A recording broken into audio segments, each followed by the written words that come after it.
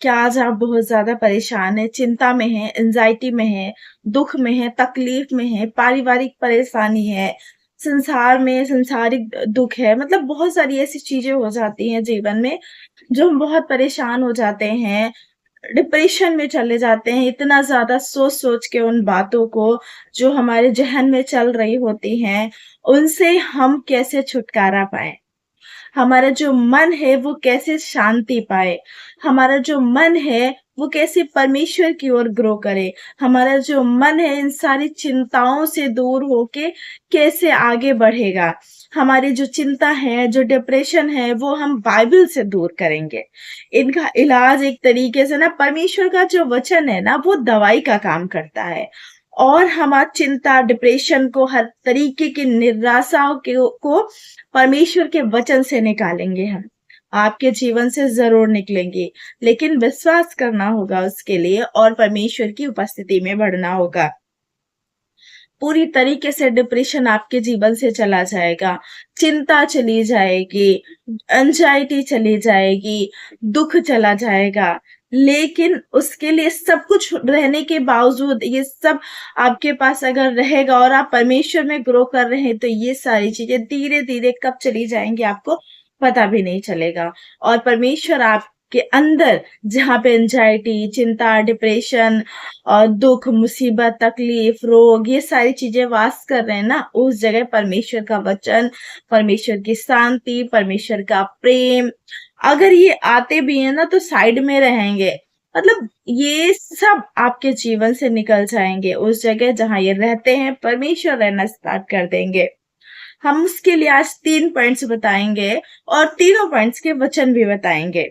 वो 3 पॉइंट्स जो हैं आप अगर रेगुलर करेंगे और उन वचनों को पढ़ेंगे, तो मैं विश्वास के साथ कहती हूँ, आपका विश्वास अगर होगा मजबूत, तो आपके जीवन से निकल जाएगी एंग्ज़ायटी, आपके जीवन से निकल जाएगा दुःख, आपके जीवन से निकल जाएँगी सारी चिंताएँ और आप चिंता मुक्त जीवन जिएँगे।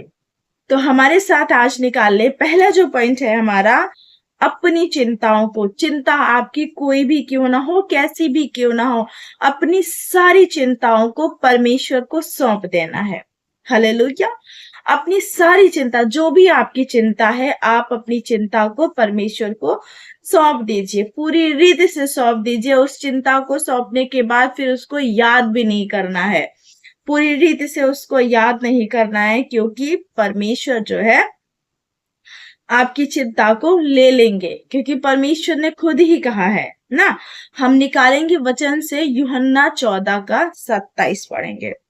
इसमें लिखा है, मैं तुम्हें शांति दिए जाता हूँ। हालेलुया। परमेश्वर बोल रहे हैं, मैं तुम्हें शांति दिए जाता हूँ। अशांत मन वाले लोगों सुनो, परमेश्वर यहाँ पे क्या कहते हैं, जिसका मन अशांत है, परेशान है किसी बात को लेके, तो प्लीज इस वचन को सुनिए। मैं तुम्हें शांति दिए जाता हूँ, अपनी शांति तुम्हें देता हूँ, जैसे संसार देता है मैं तुम्हें नहीं देता। तुम्हारा मन व्याकुल ना हो और ना डरे। हालेलुया।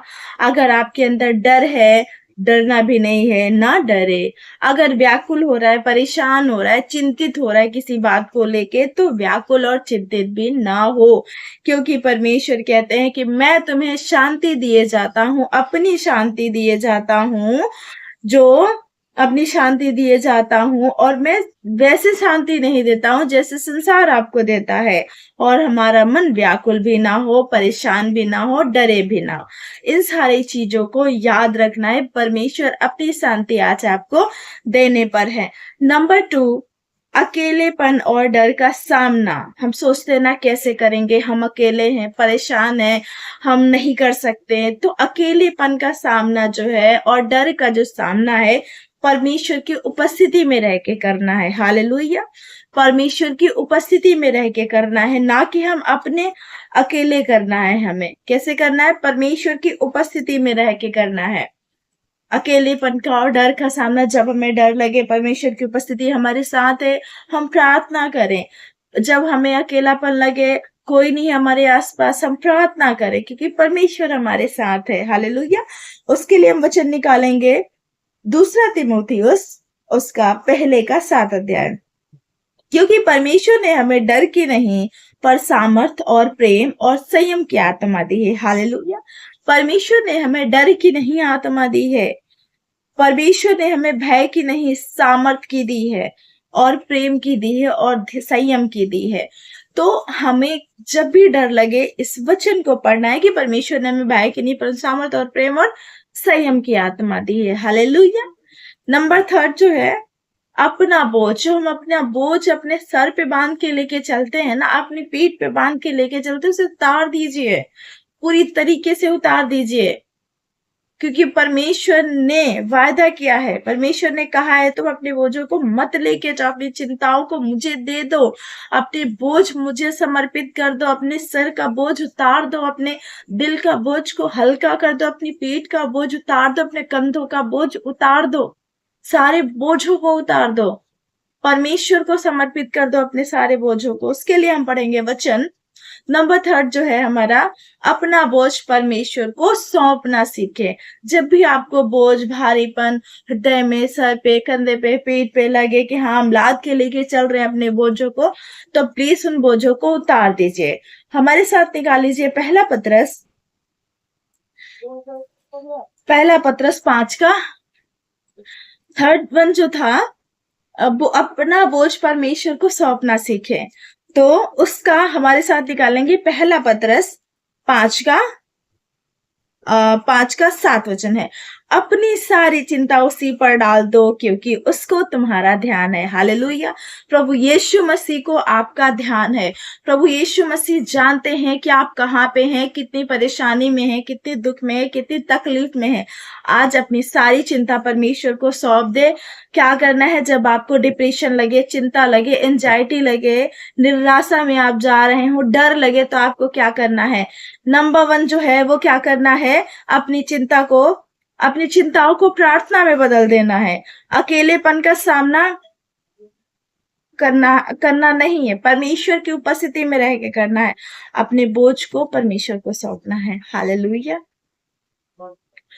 तो आज आपके जीवन में अगर ऐसा कोई है, या आपके जीवन में परेशानी है, या आपके फ्रेंड्स में, तो इस वीडियो को जरूर शेयर करें। ये तीनों पॉइंट्स, ये तीनों वचन उसको जरूर शेयर करें। परमेश्वर उनको सारी शांति से भर देंगे, उनकी चिंताओं को दूर कर देंगे।